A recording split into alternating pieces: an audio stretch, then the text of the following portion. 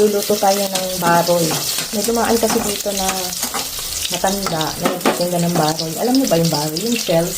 Sarap kasi yun pagka sinasabawan mo tapos merong bawang, sibuyas, at luya. Parang tinola ang style ng luto. So, bumili ako ng isang balot and then aking papartneran ng litong isda.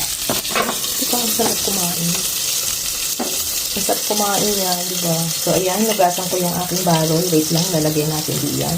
At lalahukan ko yan ng malunggay. Okay, maganda na. Okay, golden brown na ang ating mga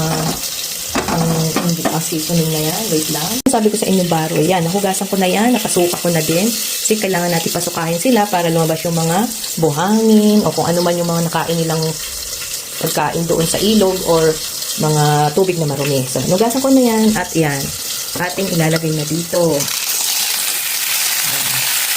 Tapos, medyo haluhaluin natin siya hanggang sa pumasok yung ating pinagkita natin dyan at ang magkalasa naman yung loob ng baroy. Kung wala akong papaya or talbos ng uli or sayote, dahil kung ano lang yung nasa rest ko, dahil yung naman ay instant lang yung pagdaan ng nagtitinda, ay ang ilalagay ko na lang ay ang aking malunggay na tanim. Ngayon, di ba ako nagtanim ng malunggay at nabuhay ko siya sa patok? Sa bagay, madali lang naman magbungay natin. Hindi na ako linis ang ibot. Pinapalaki ko na siya.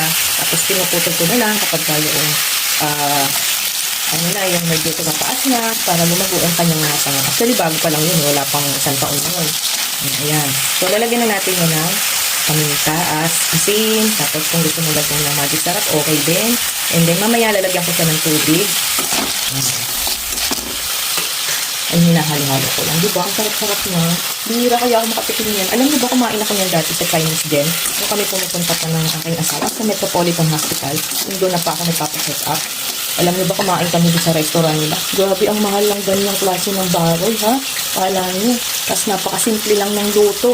Kung paano natin sa lutuin, ganyan siya kasimple at napakamahal. Dahil special pala yun doon sa kanila dahil ng mga Chinese, mahilig sila sa ganyan. So, since sa Manila, mahirap siguro bumili ng baroy. Hindi ko alam kasi ang tawag yun kung clams baga siya o ano. Kasi liliit naman yun kung clams, diba? So, wait lang ha, may lalagay pa tayo. Ito pala yung aking panimpla. Ito ang Knorr seasoning ko. Yan. Kasi masarap kasi ito eh. Yan. Yan. Tingnan nyo, kakaunti na rin yan. Ito si Ben kasi ang bumili niyan. Mahilig kasi siya sa ganyan. So, ayan. Nilagyan ko na siya. Hindi ko pa siya nalagyan ng asin. Mamaya ko na yung lalagyan ng asin.